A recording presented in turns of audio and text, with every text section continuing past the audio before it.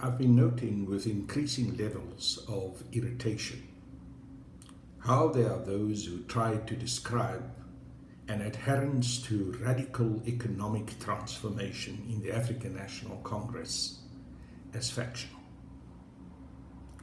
Let us go back to the facts. Radical economic transformation has always been part of the African National Congress's founding principles. In 1912, at the heart of what the ANC's first founding conference was talking about was the restitution of land to the people who've lost their land through the theft of colonialism and through the manner in which the white colonialists have forcefully and through violence and through the barrel of the gun taken the land away from the indigenous people. That was truly radical economic transformation.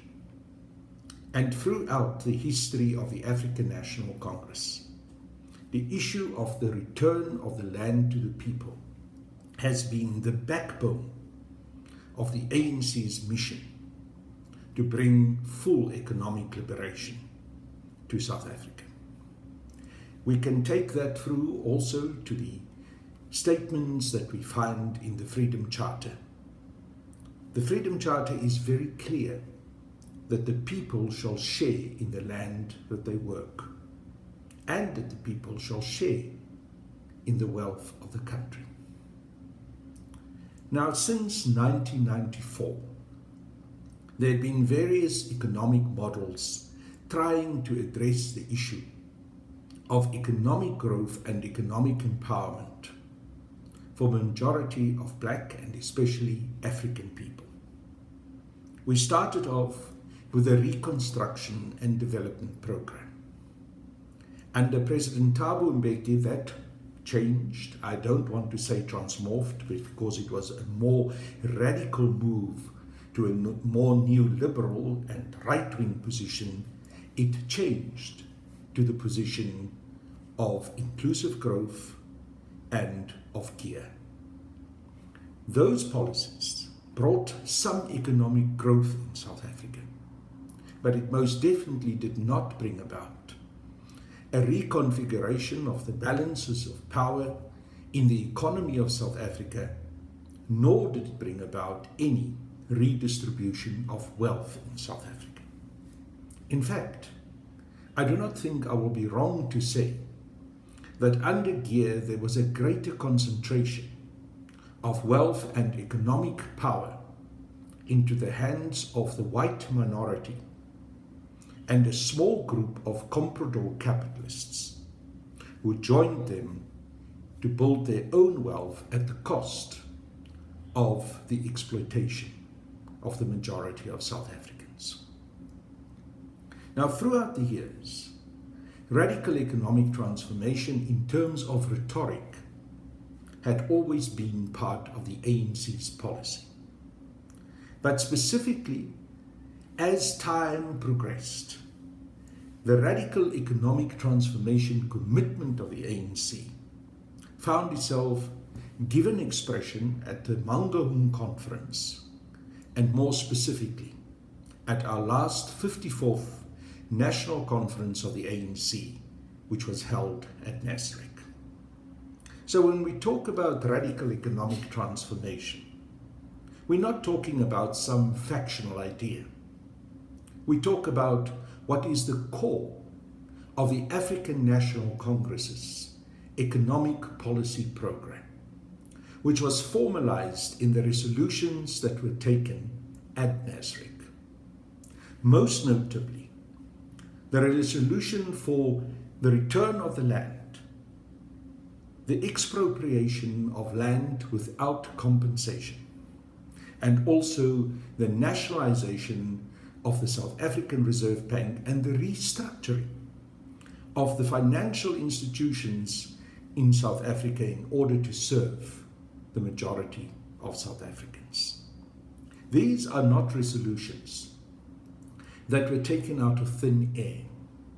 they came out of the foundation of the ANC's ongoing commitment to radical economic transformation over the whole period of 108 years that we've now existed.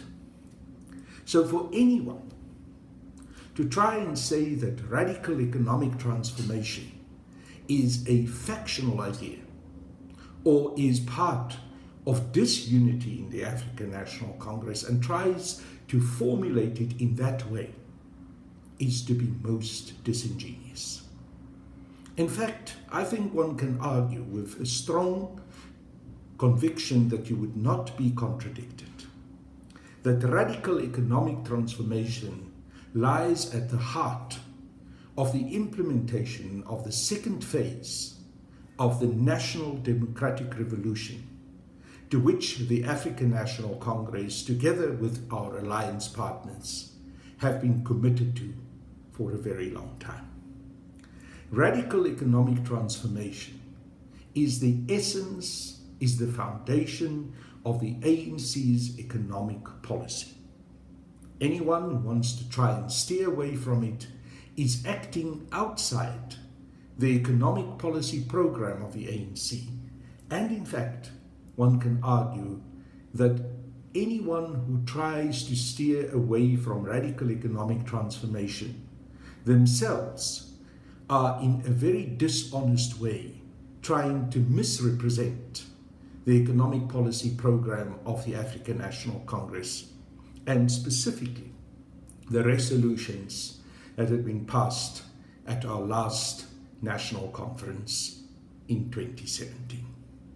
So for people to complain that there are people inside the African National Congress, committed members of the African National Congress, who express themselves for radical economic transformation, and to then, in a very malicious and disingenuous way, try to say that those people are factional and are defining themselves outside the African National Congress is absolute rubbish. I'm shocked that there are even some amongst us who are supportive of the concept of radical economic transformation, who try to put distance between themselves and those of us as the forces of radical economic transformation who are pushing for this policy as loyal members of the African National Congress. That kind of behavior is nothing but political opportunism. In reality, anyone who distances him or herself from radical economic transformation and from the economic policy program as expressed in the resolutions that were taken at the 54th National Conference of the ANC are acting outside the ANC's policy program. And those who do so are the ones who are breaking ranks and who are disobeying and not obedient to the democratic processes that led us to be committed to radical economic transformation. So once and for all, let's get rid of this nonsense of trying to describe those committed comrades within the ANC who work for radical economic transformation as factional. Let's stop to try and be holier than thou amongst those comrades who are uncomfortable with the concept of radical economic transformation because they fear that it will erode the economic privileges that they have negotiated with themselves, that they've in fact enslaved themselves to in the context of being at the service of white monopoly capital. I'm sitting here talking this morning as a member of the African National Congress, who've been a member of the ANC for the past 40 years. I'm committed to radical economic transformation, together with all my fellow comrades who show a similar commitment. And I can say without a moment of doubt or hesitation that if I fail to be committed to radical economic transformation, I will fail to be committed to what is a core policy position of the African National Congress, and I will betray the majority of black and especially African South Africans who now 26 years since the advent of our democracy on the 27th of April 1994 are still disadvantaged, are still subjugated to white monopoly capitalism, still live in poverty at the cost and at the advancement of the majority of whites and a small group of black comprador capitalists. This has to come to an end. And when I say, and when my fellow comrades who are supporting radical economic transformation within the African National Congress say it has to come to the end, we speak as loyal comrades of the ANC, understanding the foundation on which the ANC was formed in that Methodist church in Wynberg in Bloemfontein 108 years ago. So down with anyone who wants to attack us for being committed to radical economic transformation, and forward to the implementation of radical economic transformation as an integral part of the second phase of the national democratic revolution.